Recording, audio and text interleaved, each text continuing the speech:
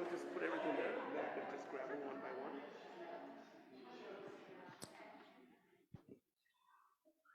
Welcome, everyone, to St. Benedict's. I'm Maureen Titus. I'm the presiding warden at St. Benedict's this year. And on behalf of the parish council and all the members, we are so honored to have you here. We have a wonderful person who is our rector, Reverend Caro Hall. And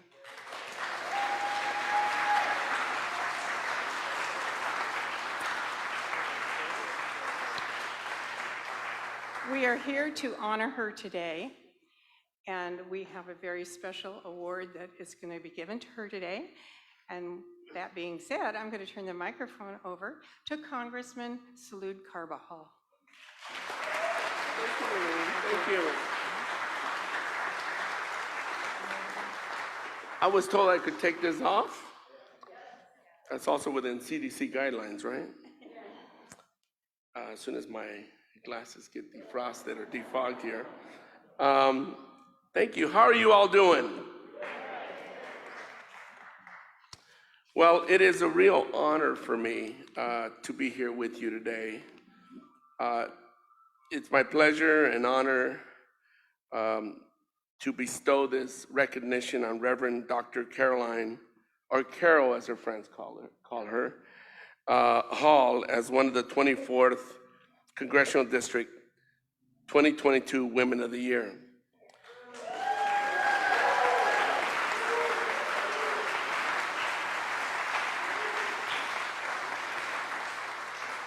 Every year, congressional districts throughout the United States invite nominations for women that have demonstrated extraordinary service in their communities, who have distinguished themselves, and who have been selfless in their quest to make our world, our communities, our states, our country a better place. And this year we received 180 nominations, and only 6 were selected. And just to give you a sense of how appreciated and admired Dr. Hall is, she received 4 nominations. Usually get 1 or 2, 3 might be a big deal, but 4 is certainly eventful.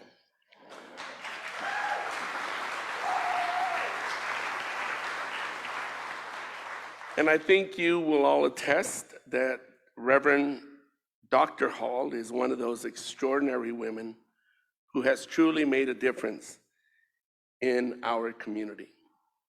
She has worked tirelessly to uplift and advocate for the LGBTQ community, for the unhoused, and for our environment, just to name a few. Her dedication will have a lasting impact on all of us, which is why I am now pleased to recognize Reverend Hall as an honoree this year. Reverend Hall is a deserving recipient, as you can all attest, and as evident by the 4 separate nominations, as I mentioned earlier. With this award, Reverend Hall will be recognized in 3 ways. She will receive a congressional record, which is a statement that is read into Congress's Hall of Records. So it'll be there in perpetuity. Her nomination is included. I'm going to read it in a few. We put it here in this wonderful frame that captures why she is being recognized. She will also receive a certificate of congressional recognition, which I will give her in a few minutes as well, and it's here. And concluding, she will get a congressional medallion that she can wear in the future, so that people will look at her and say, "What is that thing around your neck?" She can say, well, let me tell you. We want as many people to admire her as all her friends, colleagues, and family do day in and day out for who she is as one of our extraordinary human beings amongst us. So I'm going to begin by reading this congressional record that's listed here. And it says, the Reverend Dr. Caroline J., Addington's Hall is a tireless advocate for the homeless, for the LGBTQ community, for the environment, for social justice, for children, and for our furry and feathered friends. She just doesn't talk. She does. She does deeds. Caroline Hall was the executive director of the court-appointed Special Advocates, CASA, for San Luis Obispo County before being called to the ministry. She now serves as rector at St. Benedict's Episcopal Church, a vibrant, I understand, and a welcoming faith community with deep roots in social and environmental justice and community organizing in Los Osos. She ministers to the members of St. Benedict with her usual dedication as the rector, as well as to individuals in the community who are unhoused or struggling with major life challenges. People know her and loving dedication, making St. Benedict's the place for anyone in trouble, in time of need, needing a motel, gas for their cars, or just a ride or someone to talk to. An advocate for the unhoused and underserved, Reverend Hall is vocal about the need for increased homeless services. She served as executive director and later president of People of Faith for Justice, PFJ, with San Luis Obispo County, which advocates for social justice for the underserved and marginalized, as well as for peace and nonviolence. She currently serves on the county's Homeless Services Oversight Council. Reverend Hall has spent many nights at the local warming shelter for unhoused people during cold and rainy weather and developed the pilot Safe Parking Program. And I'm going to take special privilege to say that that was a parking program that was developed by my former boss, who is no longer with us on this earth, Supervisor Naomi Schwartz in Santa Barbara County government.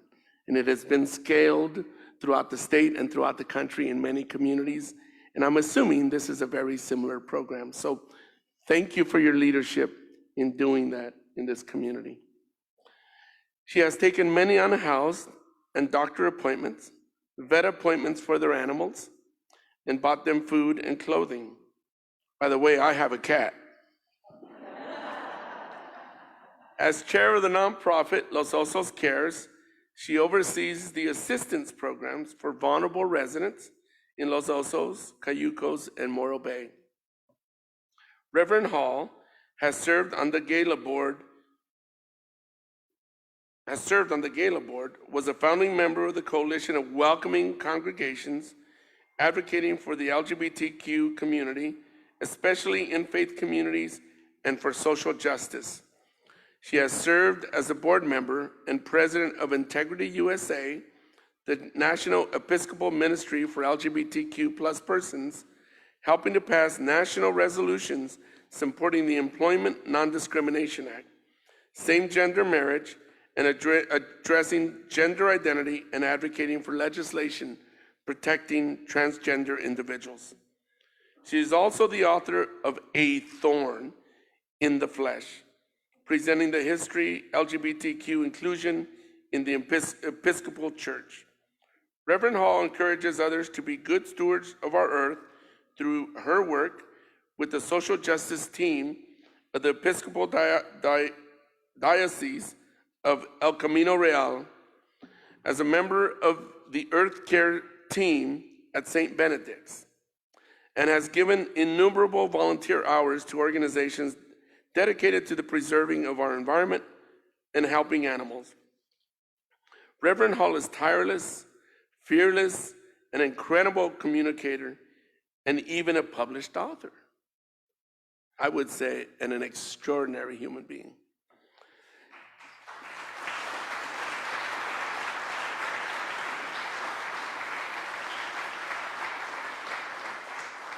She truly is a woman that believes being part of the solution is required for all of us to make our community, country, and world a better place for everyone.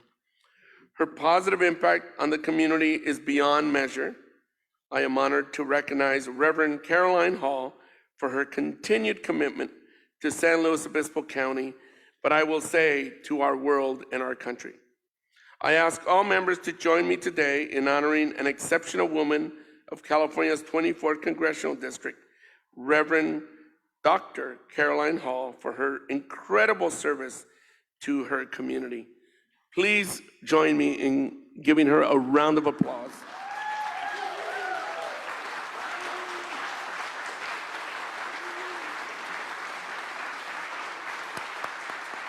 Wait, I gotta give you this. Hold on.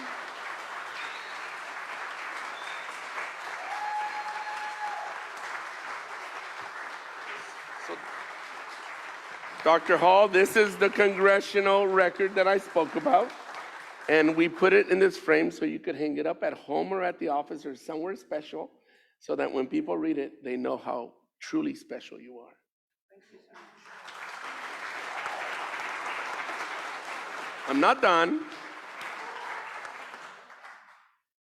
And on behalf of my office as a member of the United States Congress, I give you the Certificate of Special Congressional Recognition to Reverend Caroline Hall for being one of the 2022 Congressional Women of the Year in recognition of outstanding and invaluable service to the community.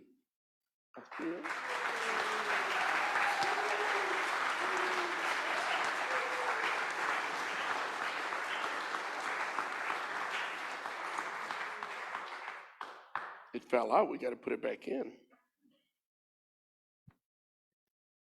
It's a nice little pendant. It has the seal of the United States Congress, and it's for you to put on a chain, and like I said, wear. And so I don't know if you want to hold it for a minute, but well, it's too small to make the bigger statement that we wanted to. But I'm going to give this to Caitlin and ask if she could put this back in, and then we'll put it back in the box. We'll hold this so that we could. So we're going to take a picture. If that's okay. Sure.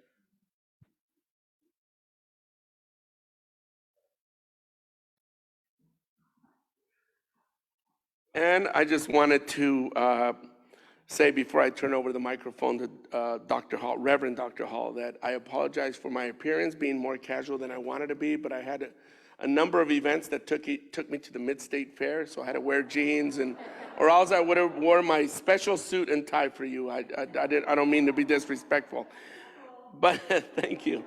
But with that, I want to turn it over to Dr. Hall. I know other members of her family and community here, within reason, might want to say a few words to corroborate, expand on what I've said. But today is truly to celebrate Reverend Dr. Hall for all that she's done, for making our community a better place, and for being a role model to so many of us. Thank you so much. Dr. Hall?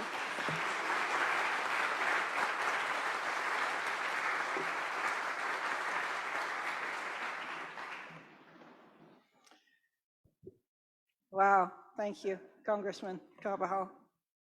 When I was growing up, there was a children's program where you had to, this was on the television, right, and the contestants had to hold all the things they were given. But if they dropped them, they lost the lot. So that felt a little bit like that, you know. I'm glad I didn't drop any. Thank you to all of you who nominated me for this honor. I know that several of you suggested me. I'd particularly like to thank Brian and Alan, who spent many hours on their recommendation, and my spouse, Jill, who encouraged many of you to write in and talk about me, and to Maureen, who has done a tremendous amount of work.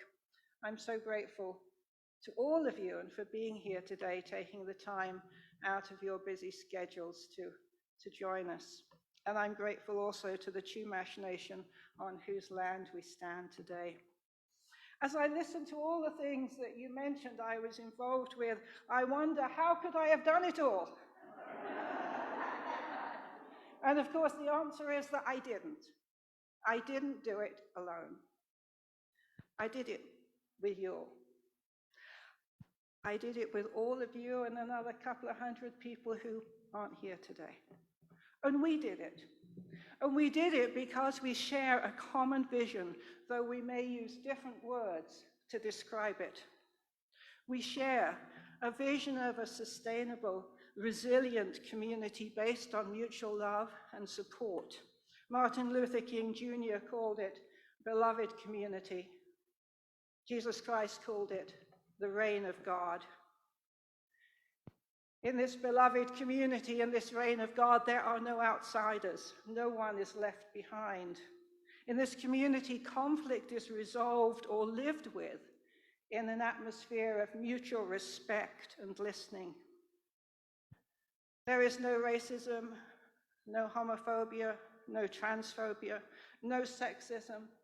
And when those old prejudices rear their heads, the hard work of reparation, reconciliation, and relationship is undertaken with determination.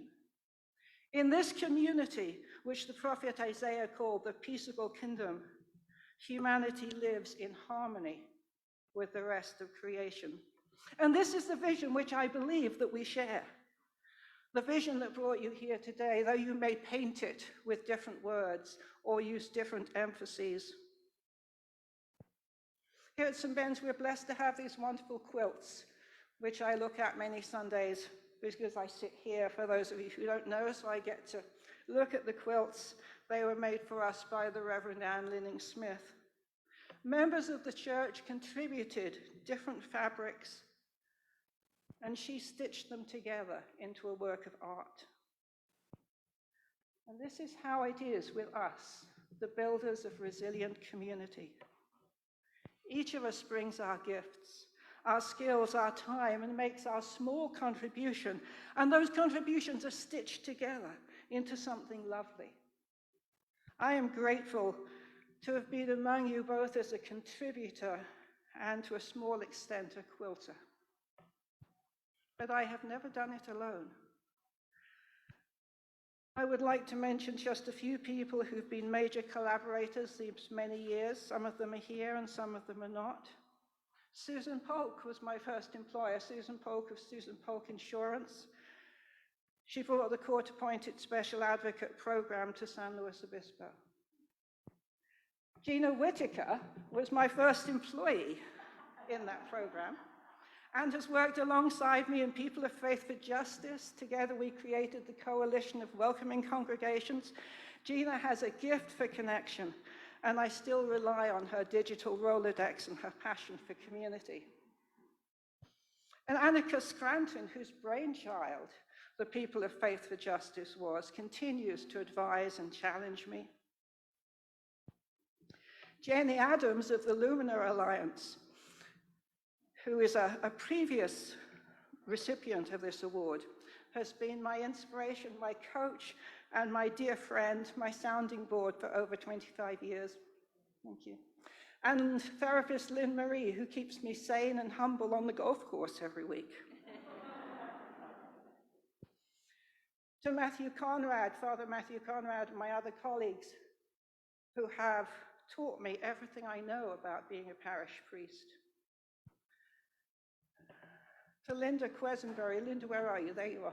Linda Quesenberry, who invited me into the very beginning of Los Osos Cares, and who uses her gifts of connection and imagining the possible to create ever-growing bonds of community.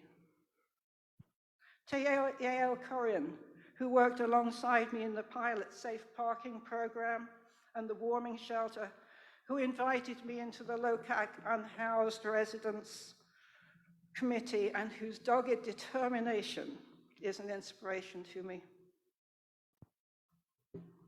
To Elaine Watson. Elaine, I think we met first in a Visioning Los Osos meeting and have continued to be collaborators and co-conspirators since then.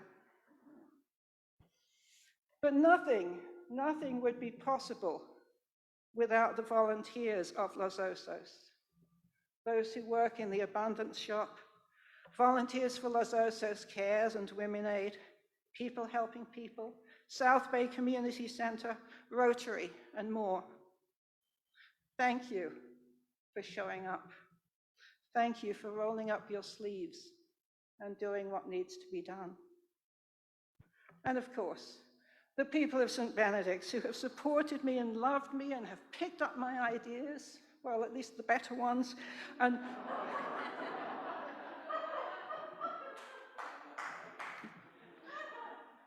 run with them, helping to develop the programs like the community dinners, the overnight warming shelter, and laundry love, as well as maintaining the mission of the Abundance Shop to provide inexpensive clothing and household goods to the community, and to be a center for reusing and recycling, so that together we can live more lightly on the planet. Now, if I mention any of you all St. Benedict's folks by name, I leave out the other 99. But asking the forgiveness of those of you whom I offend, I want to highlight a few people. Barbara Hirahara, whose willingness to say, yeah, we can do that, is responsible for much that we have done. Felisa Gonzalez, who is my right hand for all things financial. Alice Welkert. Alice. Oh, there you are. Alice, whose quiet, loving service for the marginalized is always an inspiration. Thank you. And Bob Pelfrey over there, yes, whose consistent presence has underpinned our ecological work and our prayer life.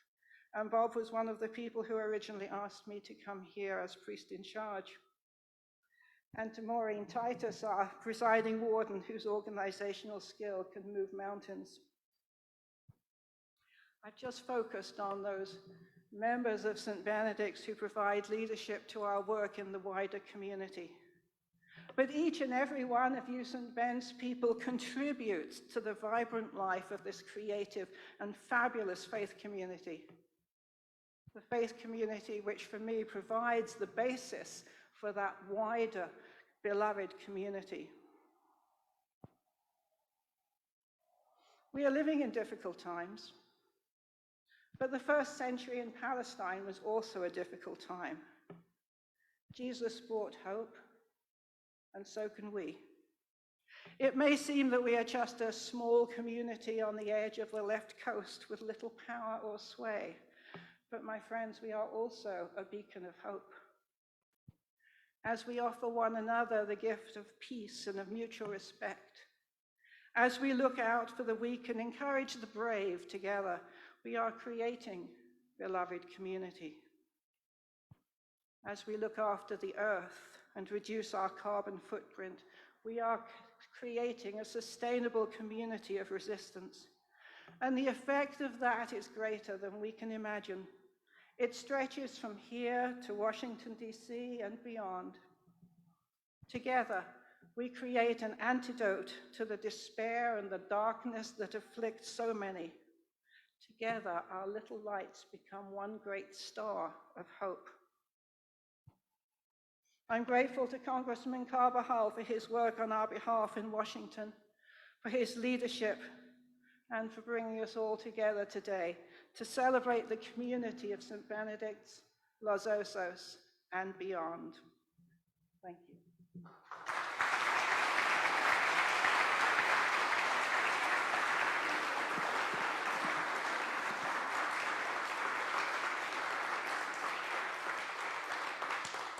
I can see why you're all so lucky to have her in your lives and to lead this congregation. Her words and the values that she just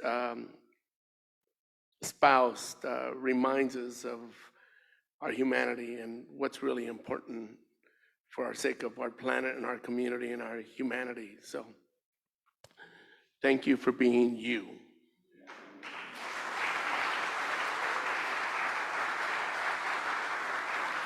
Maureen, I don't know if you want to facilitate whether a few people, you don't have to, by the way, this is the largest crowd we've ever had for a Woman of the Year presentation.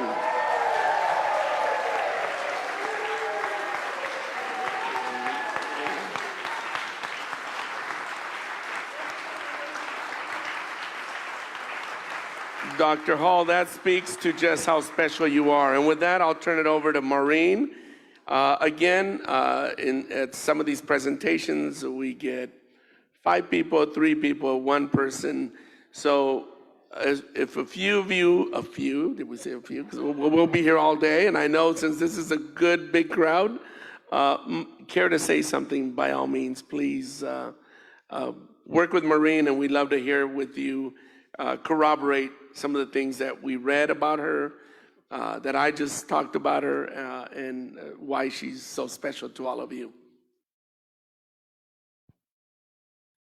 Yes, they were on a bit of a time crunch for the congressman. He has places to be.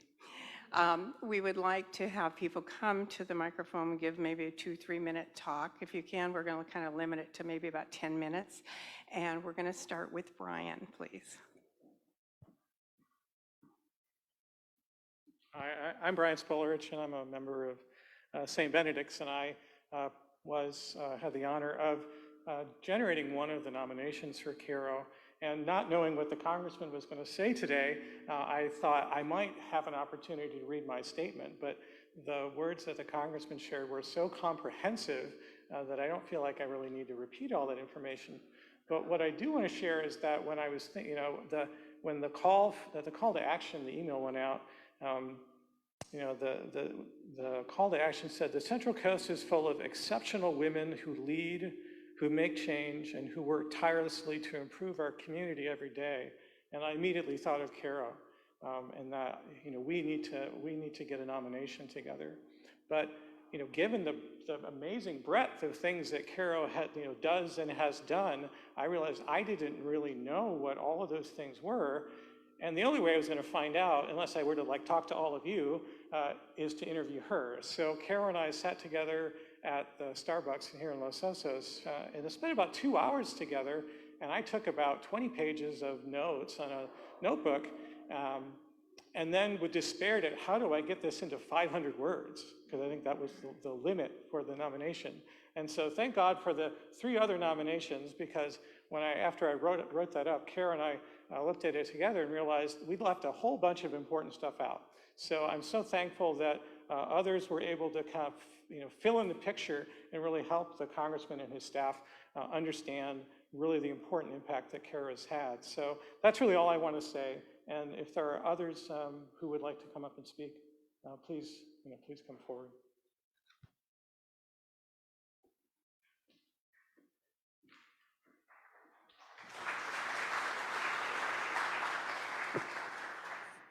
So I'm up here more on a personal note with Caro.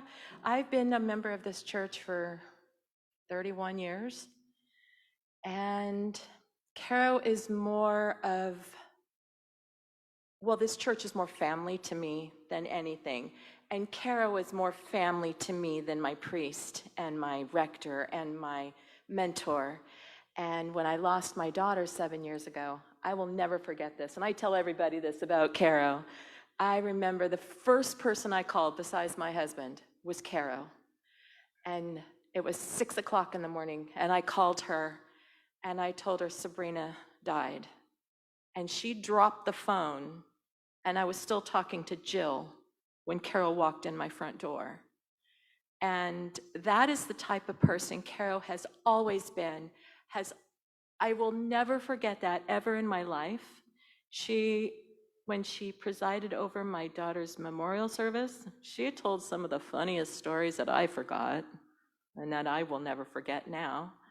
I've gone through some pictures recently of us being at campgrounds, at campouts that we've done. She's just an amazing woman. And I'm so excited to see all of you here to empower her and to salute her and to welcome her and to celebrate her. This is just, I was so excited that I took 3 weeks off of work and I didn't have enough time. And I was like, oh, please let me have that extra hour just so I could come to be here for Caro, just to see her get this award, because it was so important to me to see her get this award. So thank you all for being here. And I mean, this means probably more to me than than seeing one of my children get this or my own mom get this, because Caro is like that important to me. I love you, Caro.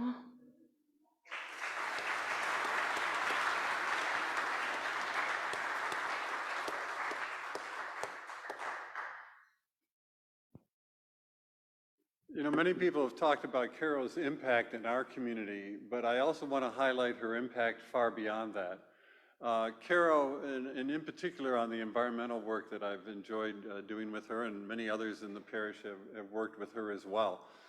Caro has always raised a high standard for what we do, and I remember when we were preparing the beginner's guide for creation care and the climate crisis, she said, you know, I think we could really bump this up a level. I think we could really make something that would be valuable not only for us here, but for faith groups throughout the country.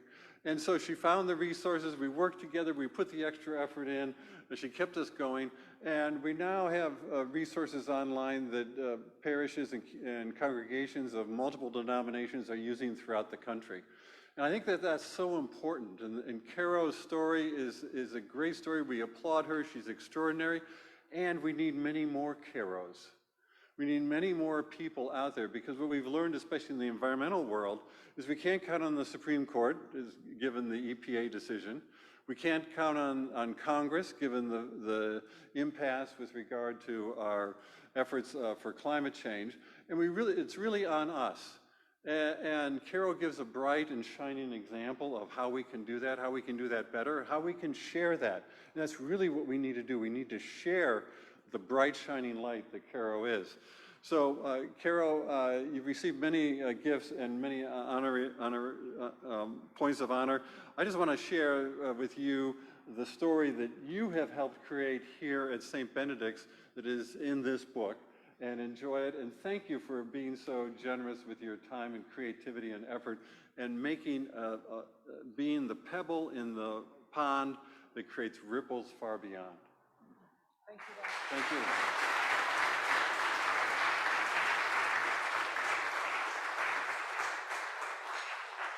And this is Don's latest book, Solve Climate Change Now. So I'm going to put it over here, and I hope that you'll take a moment to look at it.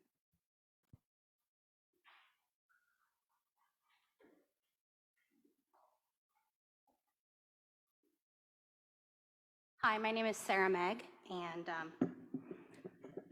I have advocated for people who live in vehicles in this area. I currently live in a van, and I enjoy myself very much.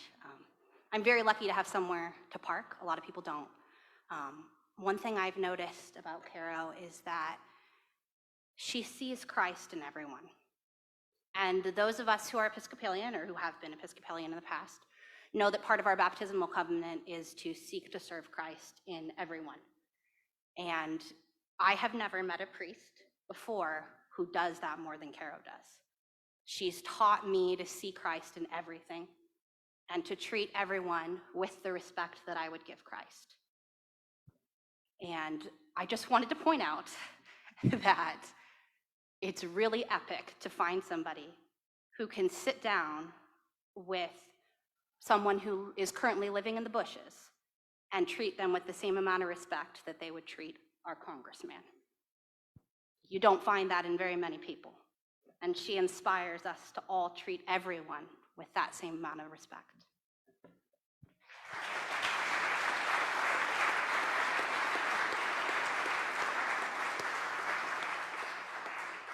Can you do it in 1 minute? I didn't even hear what she said. You know, Wonder Woman has the bracelets. Her superpower is her British accent. Right? But I'm just going to take less than 2 minutes because, believe it or not, some things were left out. For a small community like this, she does an unimaginable job with thinking and with art. Think of the music that we have here at St. Benedict's, right? That's very much her inspiration. She allows that to happen. This congregation actually had, believe it or not, a dream group, Christian Spirituality and Dreams. In other words, Caro was a pastor who says, you do not have to leave your brain at the door in order to be a Christian. And we need that message to go out loud and clear. Thank you, Caro.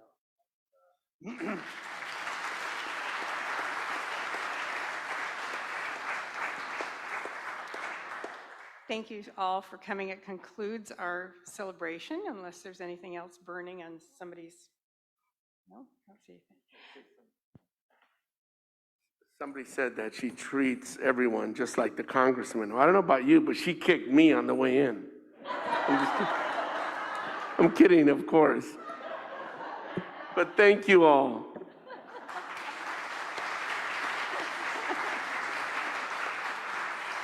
And we would like to invite you into our room over here. We have some refreshments for you, and we have a beautiful cake that we're going to show Carol. I don't think she's seen it. And we have some wine. We have some non-alcoholic beverages as well. Thank you for coming.